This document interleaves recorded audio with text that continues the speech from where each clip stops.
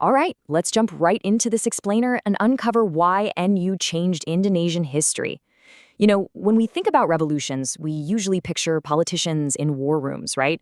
Or generals out on the battlefield.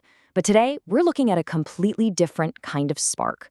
We are going to explore how a deeply traditional religious group stepped out from their classrooms and unexpectedly became the catalyst that altered the destiny of an entire nation. So picture the year 1926. It was a time of intense colonial pressure, a period where indigenous identities were really just being squeezed from all sides. And it's in this exact year that a specific movement was born, quite literally out of necessity, marking the quiet beginning of something that would eventually reshape modern history in Southeast Asia.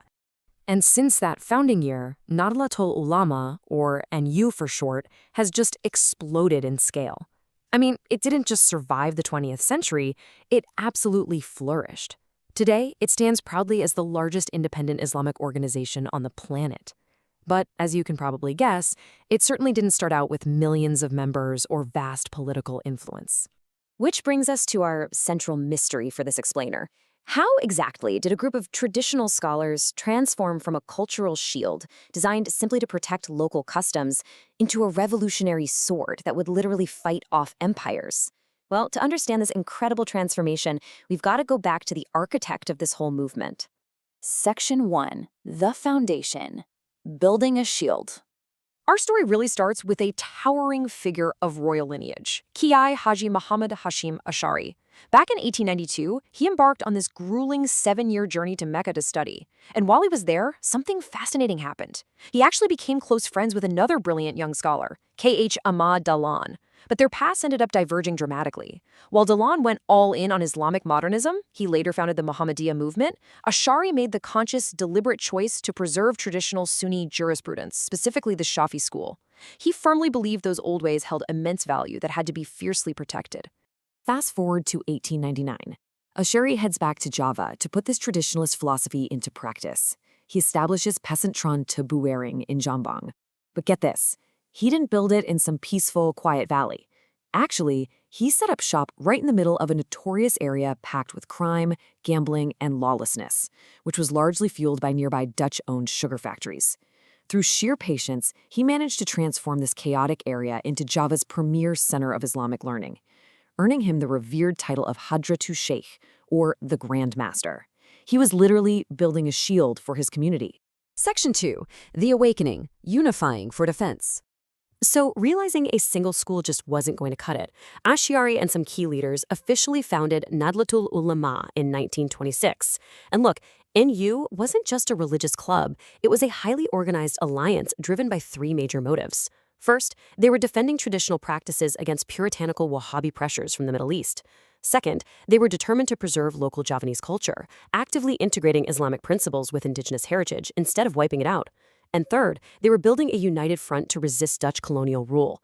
They understood, quite clearly, that protecting their faith meant protecting their homeland. Section 3. The Crucible. Forging a Sword. Now, things start getting really intense. Cultural preservation is about to clash head-on with brutal imperialism. Asy'ari used his immense religious authority to issue fierce rulings, or fatwas, against foreign rule. He strictly forbade Indonesian Muslims from wearing Dutch colonial clothing, from adopting Western customs, and, most importantly, from providing any assistance to the Dutch colonial military. This is exactly how religious rulings became political weapons. He was drawing a hard, uncrossable line in the sand. But, of course, the Dutch weren't the only threat. During World War II, the Japanese occupied Indonesia. In 1942, they demanded all Indonesians perform sekere, basically bowing toward Tokyo in deep veneration of the Japanese emperor. Now, to understand Asy'ari's reaction here, we need to talk about shirk. In Islam, shirk is the absolute sin of practicing idolatry or polytheism. Asy'ari recognized sekere as exactly that. So, fueled by unshakable conviction, he heroically and flatly refused to bow. As you can imagine, that defiance came at a brutal personal cost. He was arrested by the dreaded Japanese military police, the Kempeitai. He was thrown in prison and subjected to severe torture for 4 long months. The only reason he survived is that his imprisonment sparked such an immense, widespread public outcry that the Japanese were eventually forced to release him. His body was battered, sure, but his moral authority, it had become absolute. Section 4. The climax, the Resolusi Jihad. Okay, it's 1945, independence is declared. But almost immediately, Allied and Dutch forces return to brutally crush the young republic. The existential threat is incredibly real, and the government's military is just vastly outgunned. Before we look at Asy'ari's defining action in this moment, we have to understand the concept of fardu ain.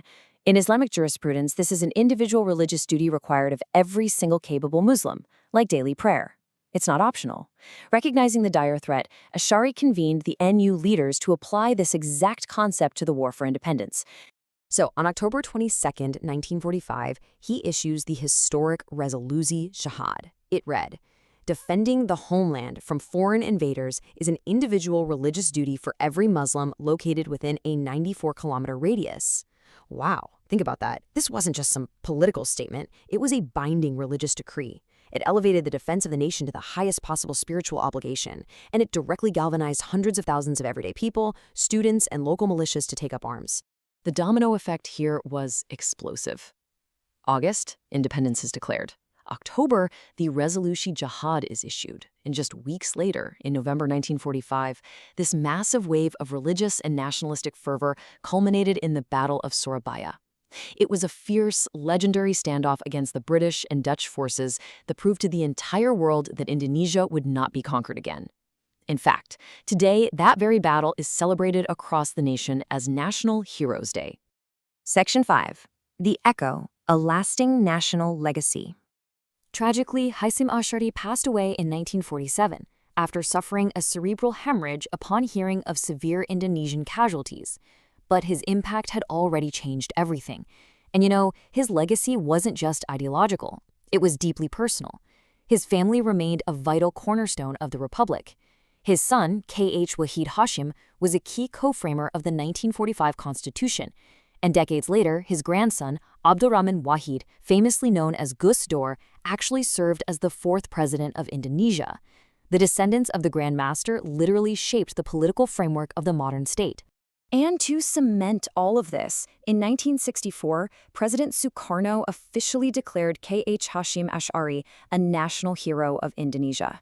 This official recognition made it clear. He wasn't just a brilliant religious leader who protected traditional practices, he was an indispensable military catalyst for the nation's independence. We so often think of tradition as something passive, something to just be kept in museums or history books. But the story of NU and K.H. Hasyim Asy'ari proves otherwise.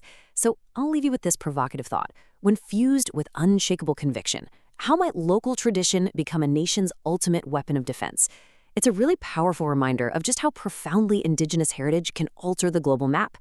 Thanks for joining me on this explainer, and keep questioning the history behind the world we see today.